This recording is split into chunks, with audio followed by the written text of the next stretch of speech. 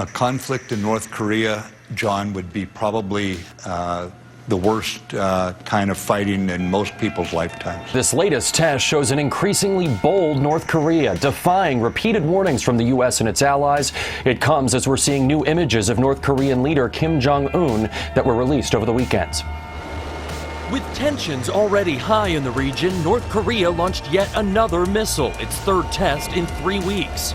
The latest, according to U.S. officials, a short-range ballistic missile flying for 6 minutes and nearly 250 miles before crashing into the Sea of Japan. The North Korean regime has hundreds of artillery cannons and rocket launchers within range of one of the most densely populated cities on Earth, which is the capital of South Korea.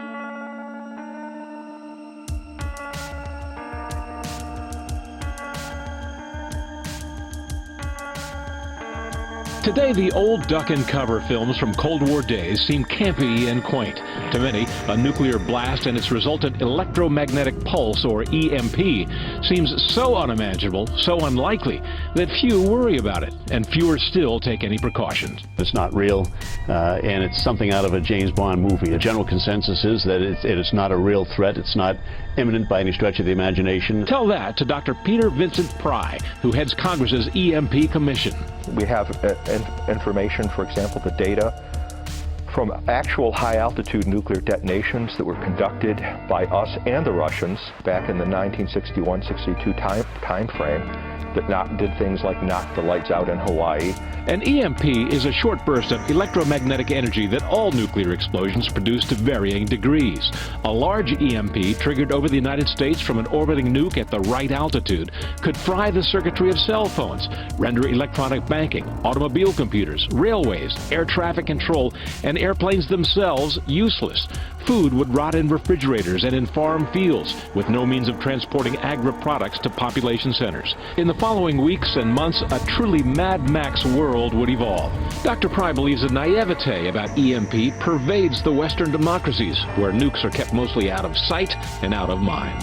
But for totalitarian and authoritarian states, as in the case of Iran, and possibly North Korea, the use of nuclear weapons is not only unthinkable, but in their open source military doctrine, they've written for years about being able to win a nuclear war, that you can fight a nuclear war. Adding to EMP worries, North Korea's recent successful test of a solid-fueled ballistic missile. The solid fuel needs less preparation, meaning less warning time for those targeted. In addition, North Korea also has at least 2 observation satellites that orbit over the U.S. at an altitude ideal for an EMP attack.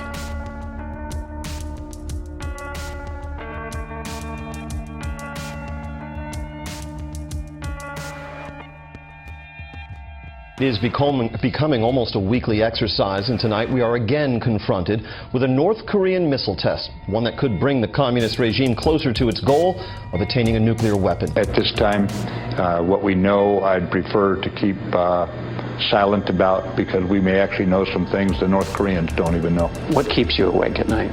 Nothing. I keep other people awake at night. In the past few weeks, the Pentagon has doubled its firepower in the region. The USS Ronald Reagan Strike Group deployed from Japan, joining the Carl Vinson in the region, giving American commanders 2 aircraft carriers and more warships capable of launching cruise missiles. And James, the Pentagon is conducting a missile test of its own tomorrow. The Missile Defense Agency will launch an intercontinental ballistic missile from the Marshall Islands in the Pacific into space and attempt to shoot it down with an interceptor missile from a base in California.